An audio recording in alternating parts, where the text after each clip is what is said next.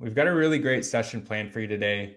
We're going to be covering some of the intangibles, anecdotes, and experiences that can only be gleaned from direct exposure to the succession planning process. My name is Parker Finot, and I lead SRG's succession planning team, having assisted over 45 businesses with their succession plans since joining SRG in late 2021. Today, I am joined by our esteemed guests, Chris Pazienza and Patrick Carpenter, who are our panelists for today's discussion, where they're going to be discussing the knowledge, insights, and learnings that they've derived through the successful completion of Chris's succession plan. So Chris is the recently retired founder that did start his career back in 2001, financial career at that. So in a way, you could say that his succession plan was roughly 25 years in the making. Patrick, on the other hand, is one of three current owners of Horizon Wealth Partners, a financial planning firm based in Lexington, Massachusetts, that is affiliated with LPL Financial, and he joined the industry as an advisor in 2009.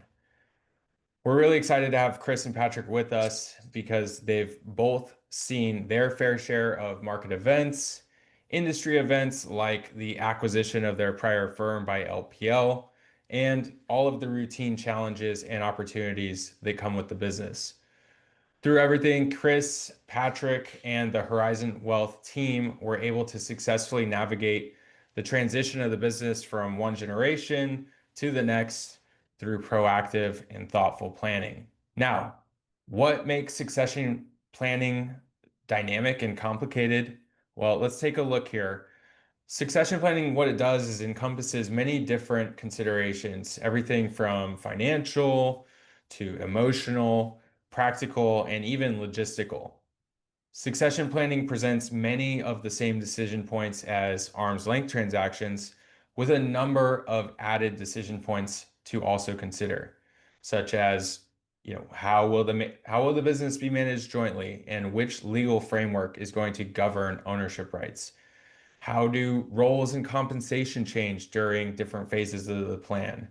How can gift and inheritance tax issues be avoided, especially if successors are related to current owners? How do business valuations differ from internal sales versus external sales? What about financing? How is that different for internal transactions? Are the current owners of the firm ready to relinquish control and economic rights? Of course, at face value, the answer might be simple, but once you get a little bit deeper, there can be some complexity there. Do all involved parties have sufficient clarity and confidence to embark upon the plan? And what steps can be taken to avoid conflict and see the plan through to completion? So, there's a number of additional factors that need to be considered. And when those additional layers are added on top, it can become relatively challenging and daunting to work through, especially as the number of parties involved grows. For that reason, we believe that working with a dedicated team like ours with a standardized process can dramatically declutter and disentangle the complex decision-making framework that needs to be addressed in order to successfully implement a succession plan. Now, these questions and considerations all had to be pondered by Chris, Patrick, and the other successors over at Horizon Wealth over the course of their journey. So let's go ahead and take a closer look at that journey.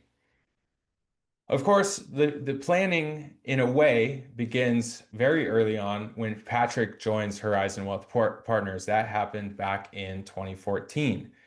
Naturally, I'm going to give Patrick and Chris some time to elaborate on their backgrounds and how Horizon Wealth came to be and how Patrick joined on, etc. But at a high level, Patrick joins the firm in 2014.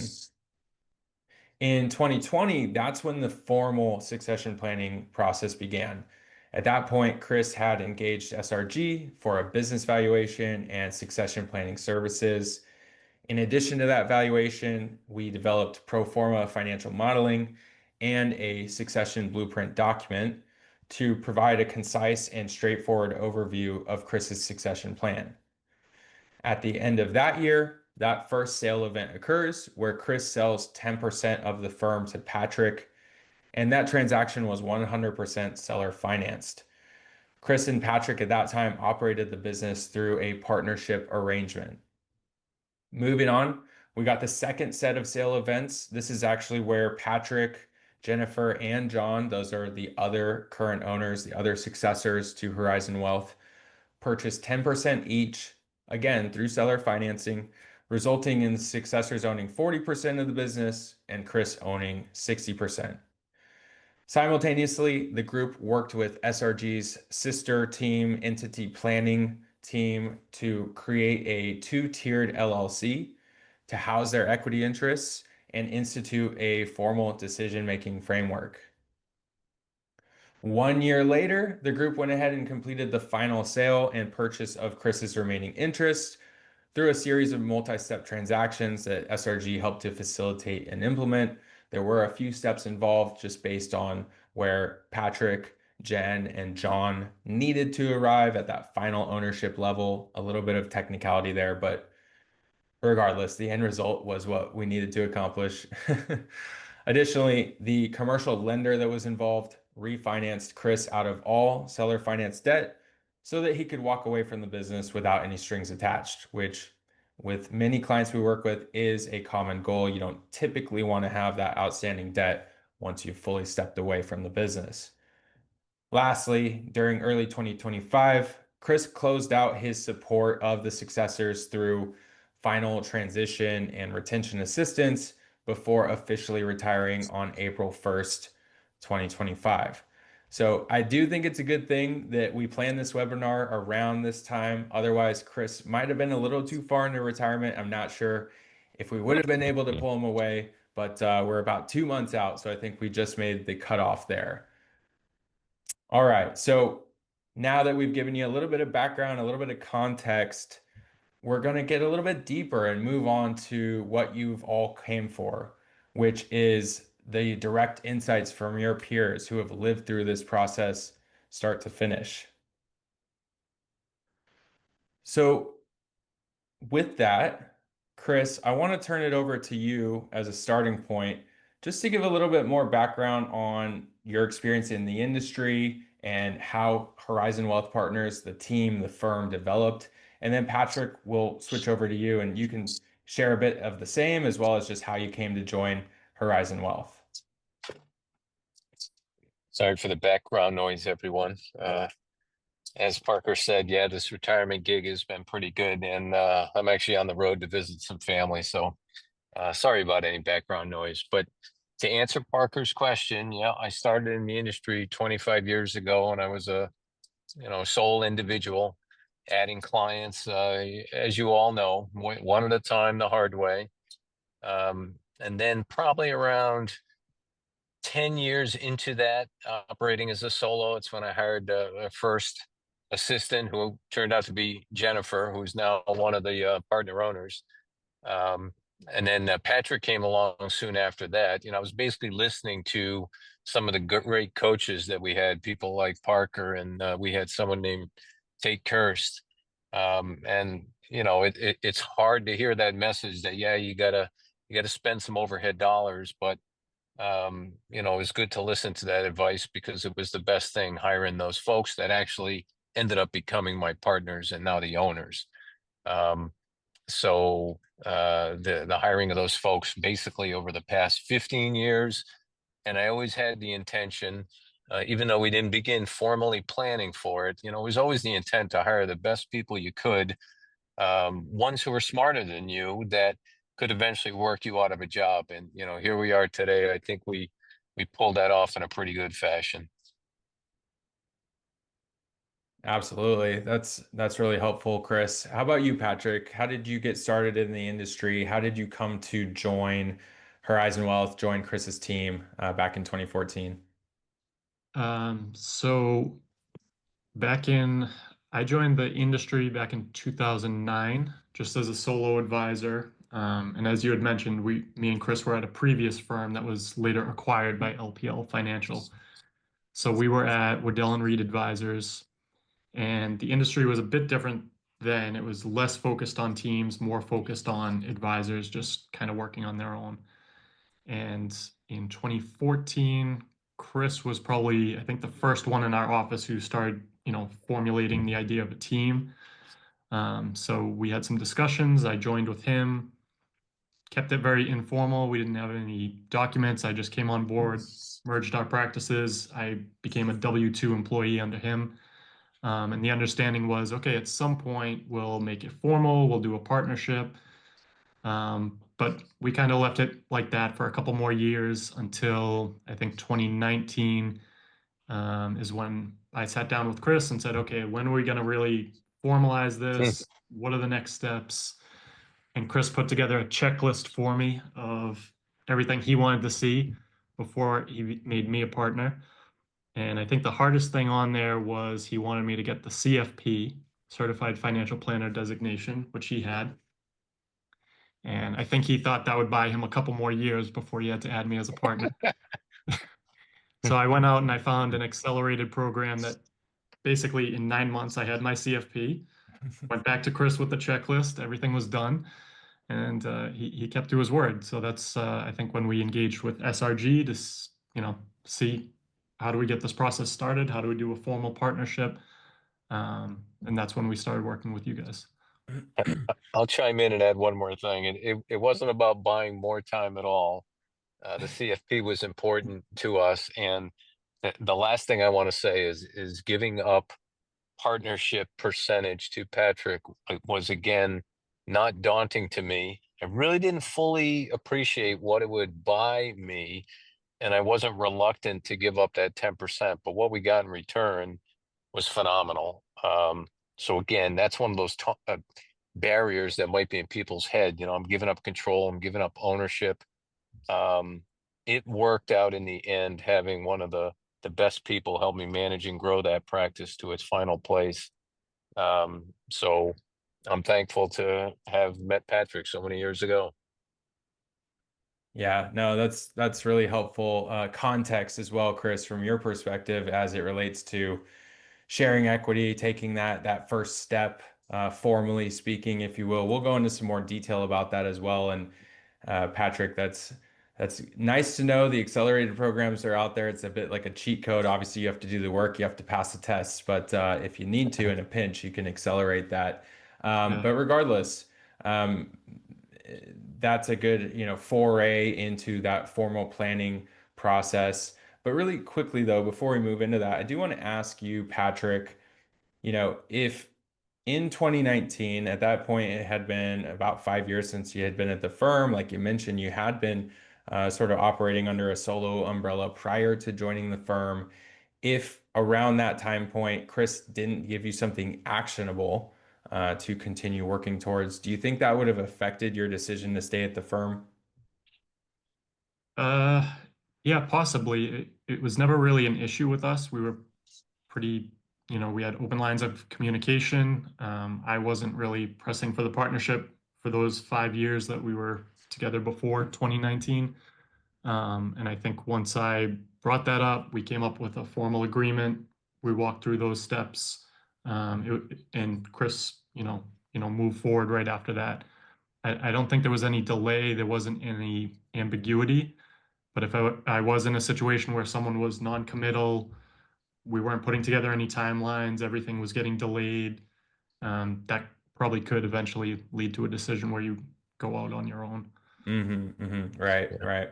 Yeah, I know in some of our prelim conversations we talked about this concept, and you mentioned that you've seen other folks in the industry who have been in a different situation, obviously not the same as yours, where they really are ready and pushing for that equity interest, and the can kind of gets strung along and kicked down the road. And you've heard, just like we've heard from different folks, that can weigh on someone in your position. And you know as you mentioned before, Chris, you want the best people in place. So when you have the best people in place, if there's not any, you know, any clear alignment on what it is that's going to happen or what could happen in a certain period of time, that can drive folks away and you can lose good people that way. So good to know. Obviously, that wasn't your situation, but as you've seen, as we've seen, that can play an impact on personnel at a firm if there's,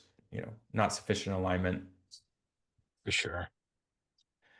Also, just really quickly too, before we move on, you mentioned earlier that everything you were doing initially and in the early stages was really just based on an understanding. There wasn't anything in the way of substantial contracts. Perhaps those came along at a little later point in time, but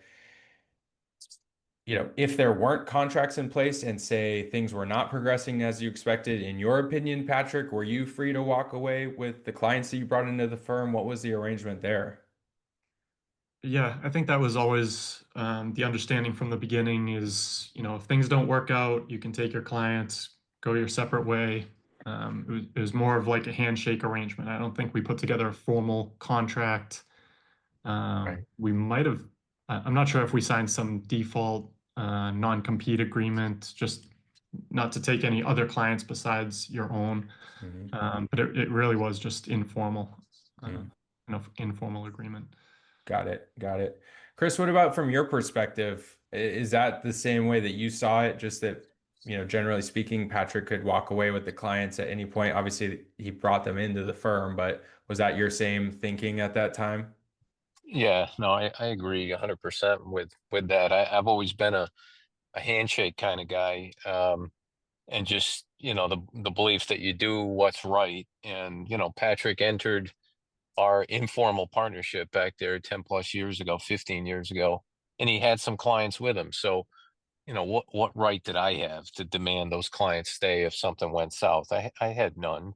I had no relationship with them. So there was never any intent to need to split hairs that way. But then on the more positive side, whether it was Jen or Patrick, these talented employees were helping me build a practice. They were bringing in revenues that I couldn't have brought in on my own. So it was really an appreciation of that formed, the whole reward path for Patrick to become a partner. It's like, if you're going to help grow the bottom line revenues of this practice, why shouldn't you benefit from that? What a better way to keep him motivated to do more and more of that, growing the practice. You demonstrate that you are a partner, so let's make it happen. Yeah, yeah, definitely. And thankfully, as everyone is aware, this is a relationship business that's both client facing and in a lot of ways internally facing with your team, employees, etc.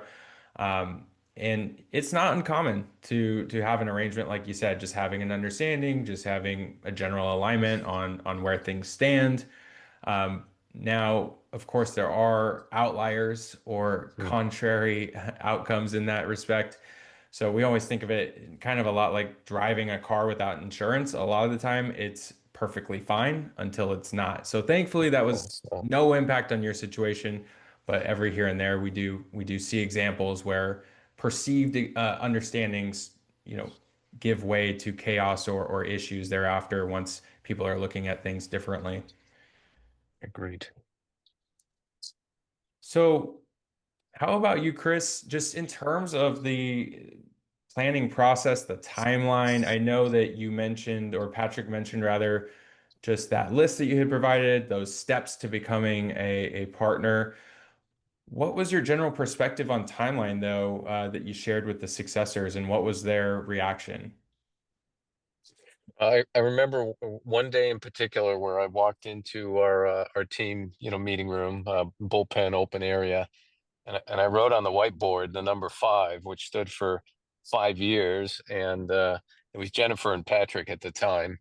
I said, "Okay, guys, I'm a financial planner for myself, right? And I wanted to retire in 5 years, so walked into the room that day and said, we got 5 years for you guys to get up to speed and be comfortable that you're going to be the people running this practice."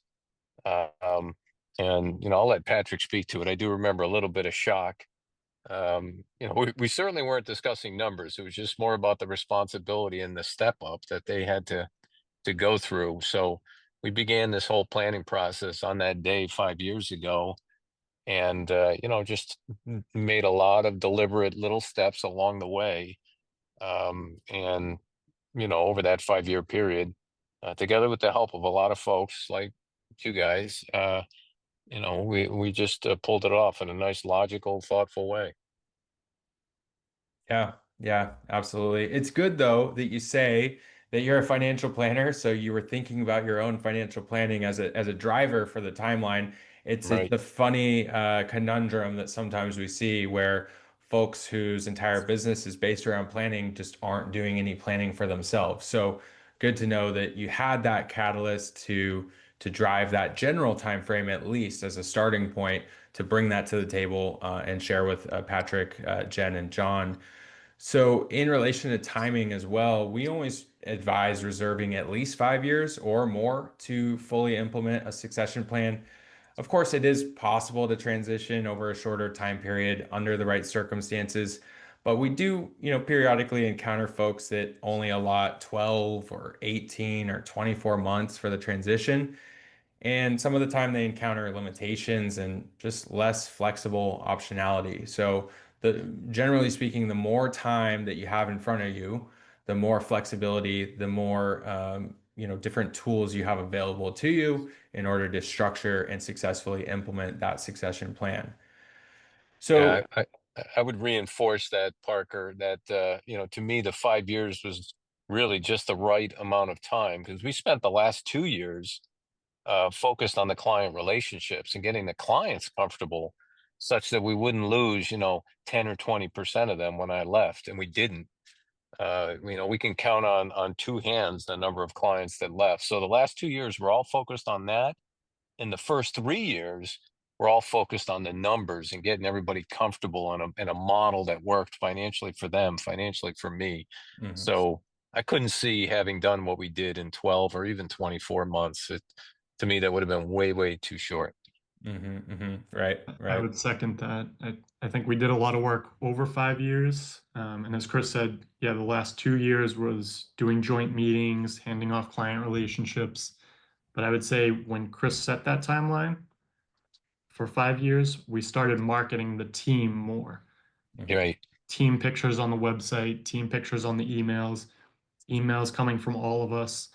And it took almost the full 5 years to keep marketing to clients to help them understand as a team.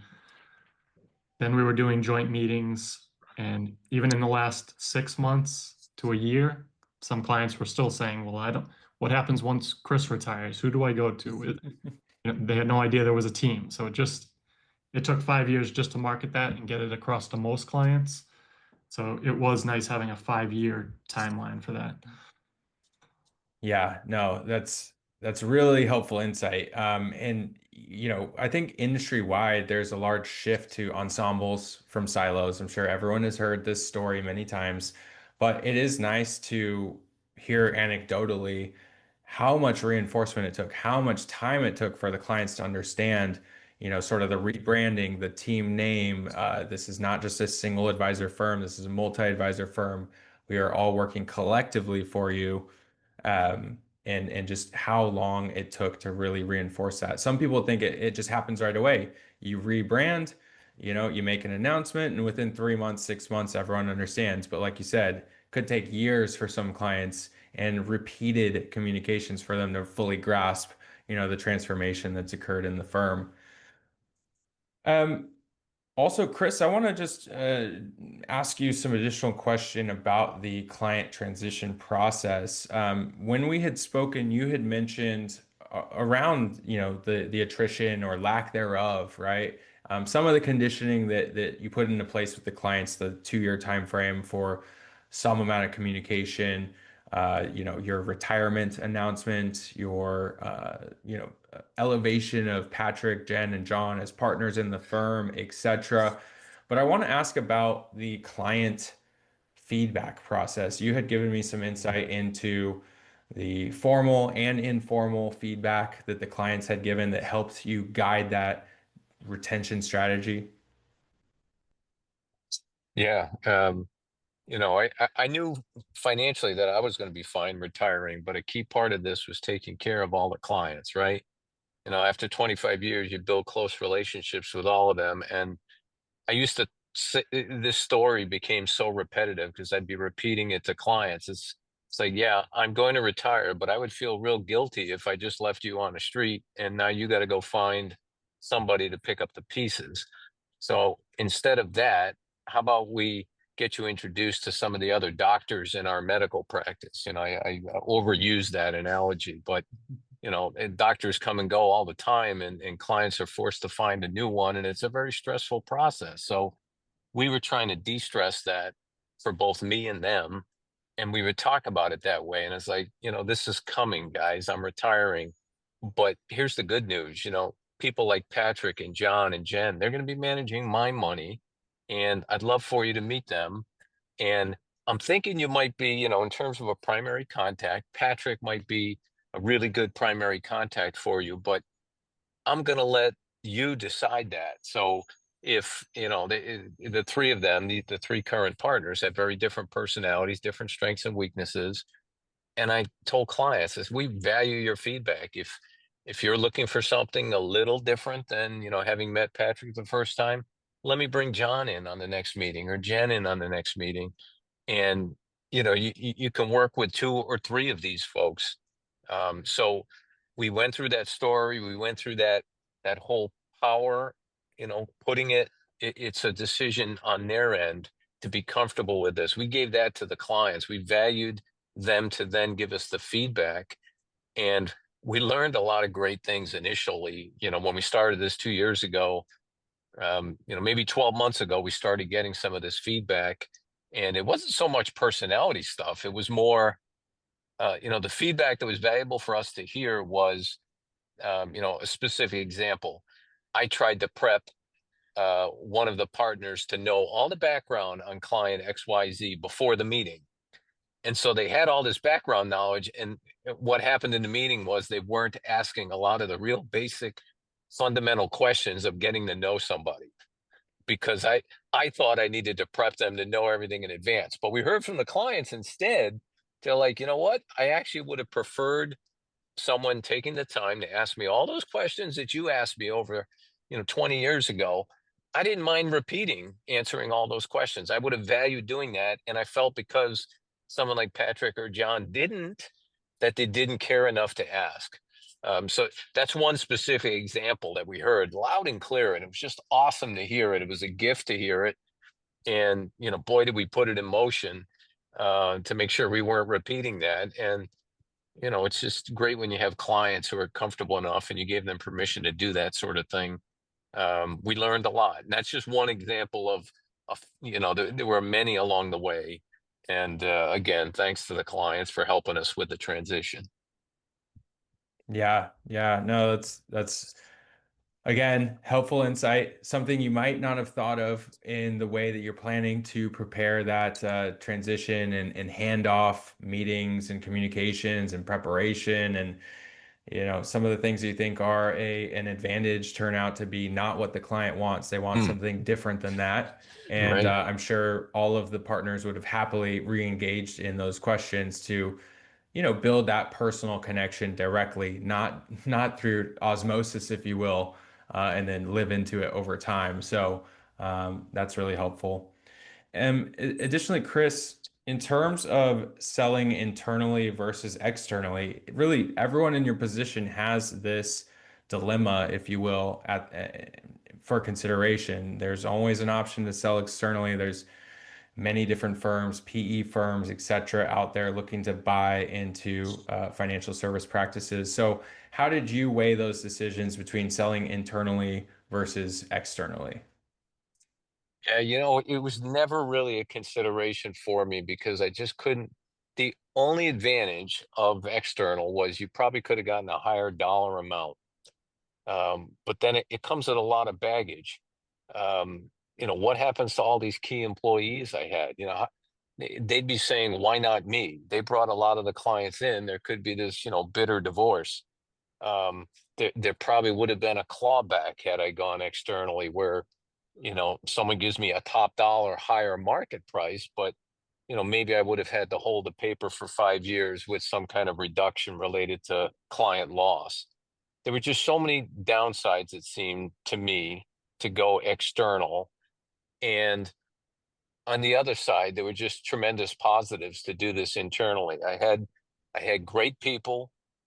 They were the ones contributing to the growth. We did annual valuations with SRG every year, and the value of the practice just kept growing and growing and growing. And that wasn't just because of me.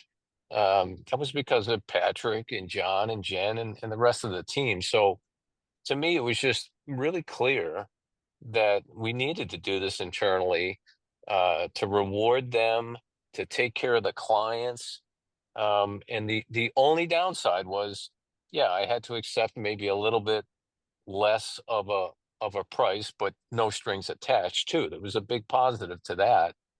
And I also got the feeling, I got the satisfaction of knowing, I left Patrick, John, and Jen in a position where they could make money. That was the other really big thing that came from working with you guys, Parker. SRG and the financial modeling that we did 3+ years ago to say, you know what, here's your current market value. If we discount it, 25, 35%, we can still get you this money, and here's the cash flow analysis for the successor partners.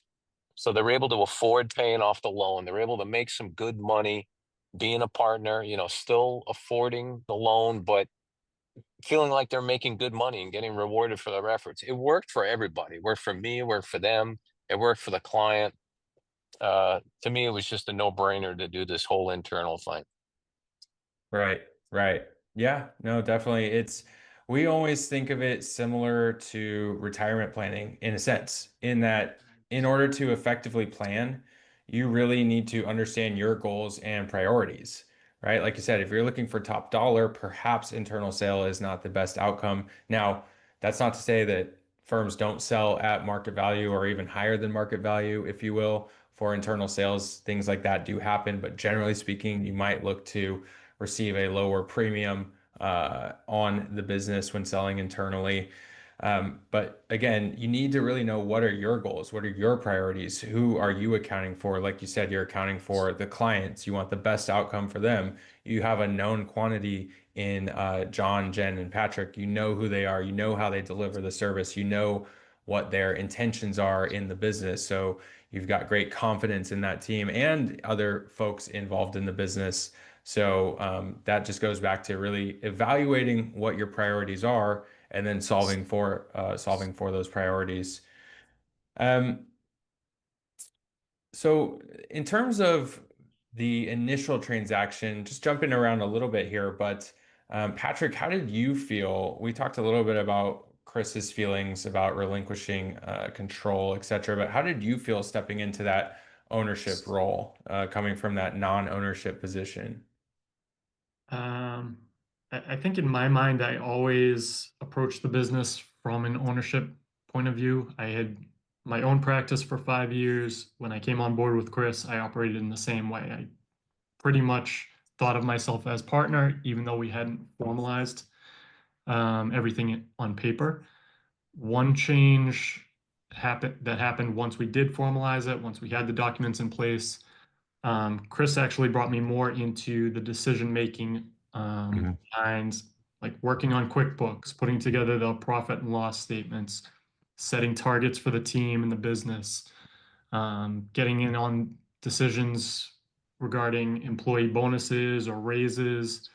So even though at that time, at that very first point, I was only 10%, Chris, I think, did a good job at treating it almost like it was a 50-50 partnership. He was bringing me in on every decision, really, taking into consideration my opinion.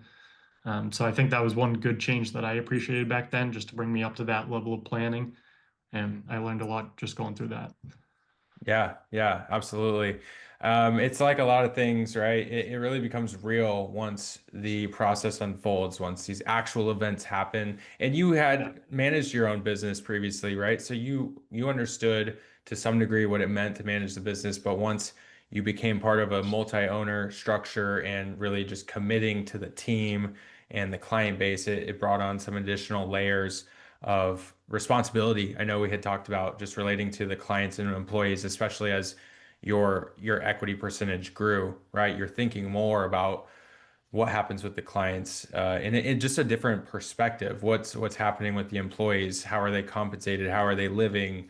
Are they, able to take care of their families, etc.? So it's a mind state shift that tends to happen during this process. So it's really great to know. Um, in terms of the second tranche, at that point, again, your partners, Jen and John, brought into the business as well. I guess, were they always poised to become joint owners with you, or did that evolve over time? What's the background there? I think it was always, it was always in the conversations. I think Chris would agree. It was always the goal to have John and Jen be equity partners.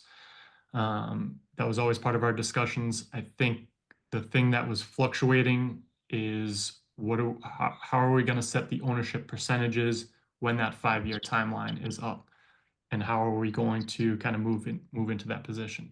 And I think initially we were all in different places. We had all been with the firm for a different amount of years. So we were setting ownership percentages based on contributions at that point. So at the beginning, when we were doing forecasting and projections, we were thinking, okay, Patrick will be a majority owner, 60%. John and Jen will be minority owners, 20% and 20% when the final buyout comes. As time went on, John and Jen were contributing more and more to the practice. So that didn't seem like a fair arrangement. And we had come up with some different percentages, but then the idea was, okay, we're going to start with Patrick will be majority owner, but we'll equalize our percentages over the, 3 or 5 years. Yeah. And that was kind of the game plan up until last year when we saw everyone was stepping it up. John, Jen, and myself all met and just kind of said, you know what, starting next year, we're going to have a huge workload once Chris retires. We all need to hit the ground running. We all need to contribute equally. So instead of equalizing over a couple of years, we just decided to start fresh with a third, a third, a third, starting this year. So that's how we approached it. Right, right. Yeah, yeah. So that's a really prime example of how this planning process certainly can be iterative and it can change over time. So that's just one example, but there's many different variations of succession planning concepts that might change. Circumstances can change over time. So you need to be adaptable. It's like anything in planning, right? You want to have a plan that generally works for the world as you understand it, but the world may change. And therefore, you need to be adaptable. You need to be ready to pivot, which is also why it's beneficial to be reviewing the plan periodically and having those continued discussions, not going on to autopilot, drifting away in different directions on who's thinking, what's going to happen and what their perspectives are. Additionally, with the involvement of Jen and John, at that point, there's now 4 owners. We've got equity split out across a number of different ways. You went on and developed those buy, sell, and operating agreements for that new LLC we talked about. How important was that process and the resulting documentation in terms of maybe reducing your anxiety about becoming an owner, or just how you're going to manage the business with other peers going forward? Yeah. There was, as we were heading towards 2025, the larger buyout, there was a good amount of anxiety just around, what we don't know, we don't know. So we were leaning on SRG, we were leaning on your team. We were having a lot of good meetings with you guys, and you had provided us with documents just for our own discussion. So me, John, and Jen had a lot of different meetings on how we wanted to put together this operating agreement, how we wanted to make decisions, how would voting allocations work. I think a lot of those exercises that you guys put us through got us to consider situations down the line which we might not have considered beforehand. We've never done this before, but we were able to talk it out, put it on paper, put potential solutions on paper. And what started as, a high anxiety exercise, by the time we got through the operating agreement, buy-sell agreement, we had kind of resolved a lot of those issues. So it was incredibly helpful in our discussions. Yeah, yeah, absolutely. It's one of these components that we find sometimes flies under the radar, especially for single owner firms, right? You don't need documentation to govern how you manage something that you own outright. But when you start to bring in fractional interest owners, suddenly decision making, voting powers, economic rights. These are all much more intricate and complicated decisions. So it really is impactful. It's a critical component to have those governance documents set up in a way that have been thoroughly and comprehensively developed to account for any variation of situations. Chris, I know from your perspective when we spoke, you also had some interest in this entity planning process as it related to prevention of fallout and sort of helping uh, light increase the chances of success. Would you speak to that? Yeah, I mean, that whole process in the rearview mirror here, if I had my druthers, I would not have been involved in it because it did require a lot of time. It did deter us a little bit from the focus of, working with clients. Um, and, there was a lot of stress associated with making all those decisions, getting all that stuff done. But having said that, there was tremendous value, as Patrick just laid out, for the three of them. And I think it was time well spent. If for nothing else, it helped the three of them operate as partners together. Um, I I think, without that whole process, we would not have necessarily come to this, the end point where now they're basically one-third equal owners. Um, so the big advantage of doing all that was really to help with the tax planning and the cash flow, Mhm. together with all the decision making stuff that Patrick talked about. That had a lot of value. I was on board with this, um, more so for the tax aspect. It really did help out John, Jen, and Patrick with their ability to deduct a lot of expenses, deduct the interest on the loan, a little bit the amortization of the principal. So there was a big tax advantage in doing it to help them with those cash flow spreadsheets to be making a little bit more profit once they became the full-fledged owners. So that was probably the bigger reason that I had the energy to do all that in my final year together with them. Right, right. Yeah, absolutely. No, it's one of the key value points that we find as well working with clients is that financial modeling to, again, just illustrate a number of different strategies under consideration and then variations within each of those strategies to compare and contrast, manipulating various levers across any given scenario. And then once we've got a good alignment on the general strategy, then start to stress test that, see if there's things like a market pullback or a loss of Hmm. some key clients, how the financial viability remains, what happens to the value over time. Of course, just from a projection standpoint, not a formal valuation. But regardless, we do find that that's very helpful. I know, Patrick, you said that modeling played a big part in the planning sessions that you all underwent. Yeah, I think we used it a lot. The modeling of the future valuations and what our cash flows would look like was super helpful since we've never done this before. We wanted to see how is this all going to break down as far as revenues, expenses, what's the loan payment going to look like? And as Chris was saying, our big goal was, after taxes, we want to be positive cash flow if possible. We want to try and not take a step back in these first few years. So what's a good valuation? What's a good price point? What's a good loan to kind of make that happen? Make sure we get the deductions. So I think John on our team became the specialist at manipulating the SRG spreadsheets anytime we wanted to see a different scenario. But Right. yeah, we used it a lot. Right. Yeah, that's great. That's great.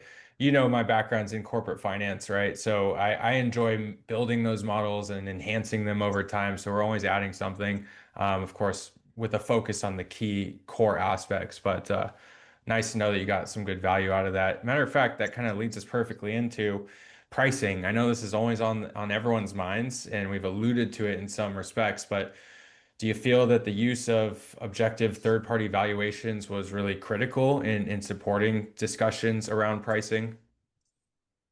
Yeah, absolutely. Absolutely. And getting them from multiple places. I mean, in the end, we valued SRG's number, and that's what we use. But we also got some internal valuations. Patrick drove this to happen. We asked LPL to do one. We asked our OSJ to do one. They had somebody who specialized in it, with 30 plus years of experience. So we were getting values from multiple places. And I think that was really important to feel comfortable in the number we were talking about, because we did end up bracketing and using, something in the middle. And then there was, once you had that, then we went to the spreadsheets with the discounting for the the minor owner buy-in. So to me, the valuation was critical, and don't wait till the end to do it. There should be some logic in this in these last few years, right? It should become self-evident. You don't want to just base this on one data point at the end of the day in the 11th hour. Yeah, yeah, absolutely. We always advise, seeking multiple inputs on that perspective. Of course, we stand confidently behind the valuations that we produce, but it's like anything, maybe having more than one appraisal helps to further solidify your thinking about pricing, about value. Um, and of course, then we factor that into the specific situation of what transactions are occurring within this business, within this buyer and that seller. Um, how about financing? I know that's a question that's been asked from the attendees as well. I know that in some cases there was seller financing. At the end, there was commercial financing. What insights did you gain from, utilizing those different lending instruments? Go ahead, Patrick. Yes. So up until the larger buyout, we were just doing seller financing, which basically means we're buying directly from Chris. We're making those loan payments to Chris. That was helpful until the larger buyout, just keeping things simple, keeping banks out of those smaller buyouts. Once it came time to do the larger buyout, we started shopping around at different banks. We might have shopped around a little bit too much. But I definitely recommend that's one of the things that you do want to look around at. Mhm. Talk to different banks. We dealt with advisor financing, and they were a good brokerage firm that kind of helped us talk to a few different banks, just going through one point, one data point. So the reason it's good to look at different banks is it's unlike a mortgage, which is pretty standard across all companies. You're just trying to shop around the rates. Every bank we talked to had their own terms, their own conditions, their own interest rate, and we really had to shop around to find something that worked for us. I think one bank had told us, okay, we're not going to consider any of your existing equity, John, Jen, and Patrick. So right now you have zero down payment. We want you to come up with another 10% cash down payment. Okay, that wasn't going to work for us, so we continued on, looked at different banks. I know another bank threw out that they would require Chris, the retiring partner, to be a co-signer on the loan. Even though he's retiring, he's exiting the business, they wanted him on the hook. So neither Chris nor us wanted that. Chris wants to retire. He wants to be out of the business. So we went to different banks. And each bank is going to tell you the same thing. This is the best offer you're going to get.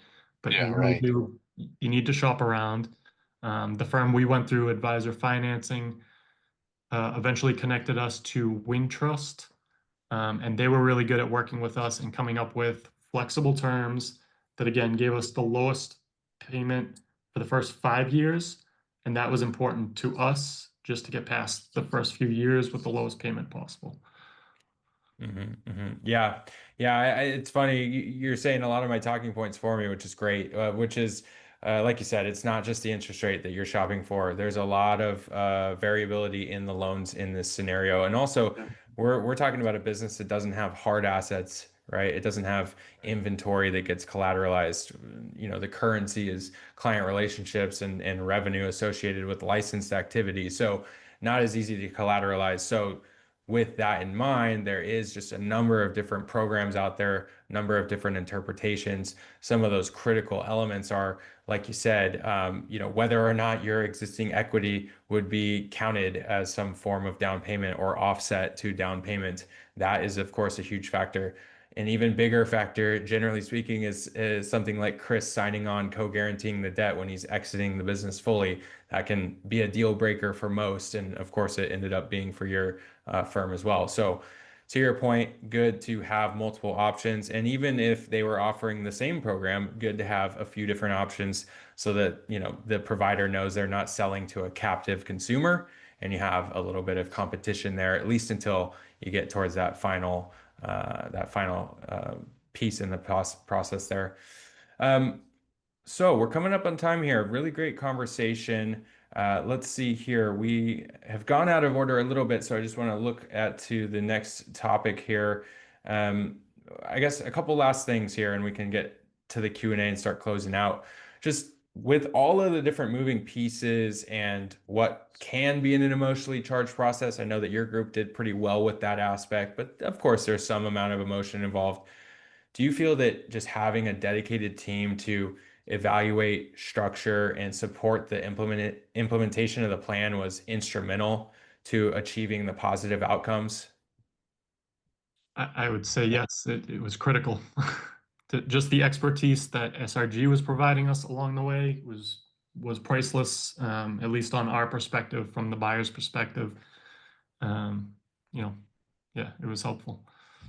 Yeah, we're not being compensated to be on this webinar, everyone, by the way. We're here because we're thankful of what SRG did for us, and Yep. we're kind of repaying the favor a little bit by being here. But the answer from my standpoint as well, unequivocally, yes, on so many different levels. Just a good, knowledgeable, trusted partner that we could lean on to execute a lot of this stuff and really help us take care of the details.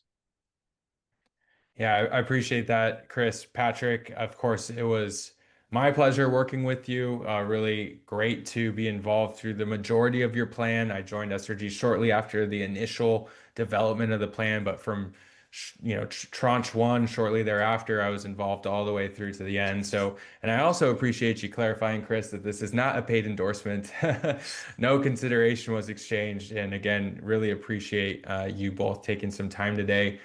So we can get started closing out. I just want to say for each of you, if you had just a couple points of advice for anyone that's contemplating succession, what would your main pieces of advice be from just the entirety of your experience? I'll go first. I think, hire the best people who are better than you. Help them become your successors, value what they do, and walk that talk, right? When it comes time to numbers, don't be greedy. So they help you build a practice.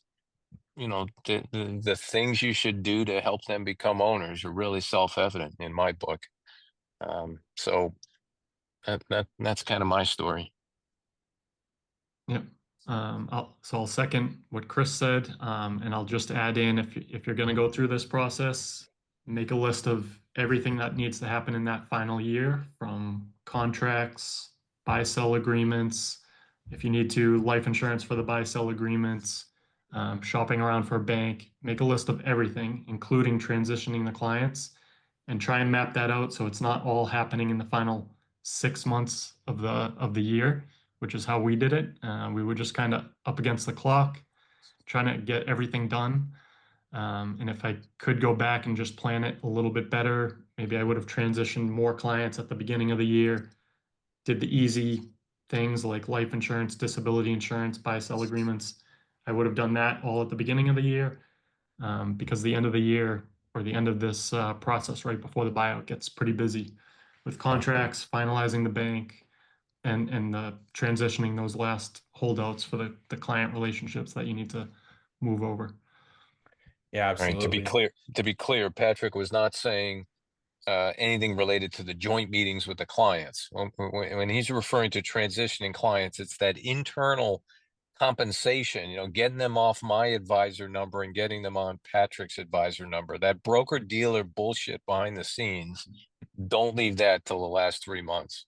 Right. Yeah, yeah, absolutely, absolutely.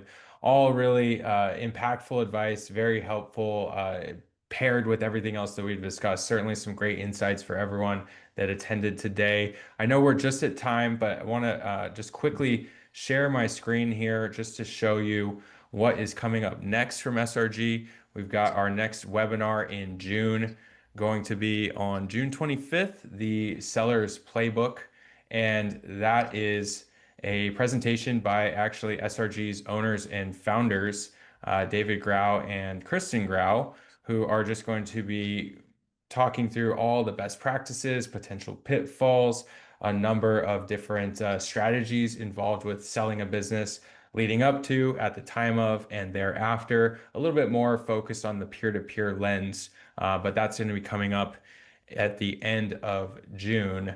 And so with that, we'll flip over to the questions here and just see what we have. I know we're just over time, but we'll see if we can answer a few here.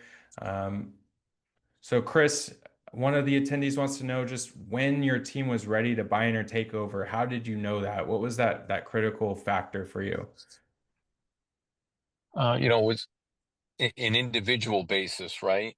Making everybody partners, if that's what the question is, was very individual. And, like Patrick said, he came to me the year before, we made a list, and it was all the things you could expect, attention to detail, executing work properly, being ethical, bringing in business over a repeat number of years.